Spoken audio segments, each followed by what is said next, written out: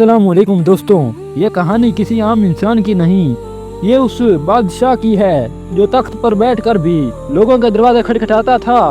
आखिर में वो कौन था? आखिर तक सुनना, दिल बदल जाएगा।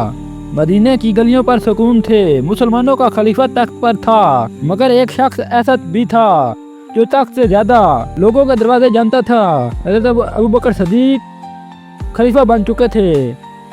लोग कहते थे आप तो आराम करेंगे, ये काम अब किसी और का है। लेकिन अगली सुबह एक अजीब मंजर देखा गया। मदीने के एक कच्चे घर के सामने एक बूढ़ी नबीना औरत रहती थी, ना बेटा ना सहारा।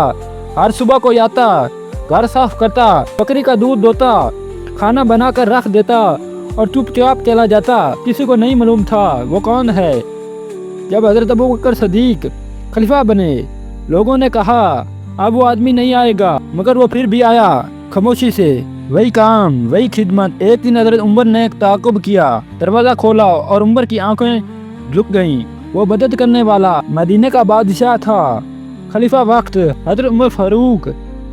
रो पड़े और कहा आपने हमें मुश्किल में डाल दिया है। हजरत अबू बकर सदीक ने सिर्फ इतना कहा, ये मेरा काम है उमर। यही फर्क होता है हुक्मरान और रहनुमा में। हुक्मरान हुक्म देता है और रहनुमा खुद उतर कर काम करता है। ये कहानी किसी आम इंसान की नहीं, वो बादशाह था मगर खादिम बनकर जिया, और इसीलिए आज भी उसका नाम दिलों पर हुकूमत करता है। हज़रत अबू बकर सदीक। क़यामत हो तो ऐसी हो, हुक्मरान वो नहीं जो हुक्म दे, हुक्मरान वो है जो खुद काम करे। तो दोस्तों, उम्मीद है आपको ये प्यारी सी स्टोरी लगी होगी अच्छी। तो मिलते हैं किसी प्यारी वीडियो में। अपने प्यारे भाई को दीजिए इजाज़त। अल्लाह हाफिज़।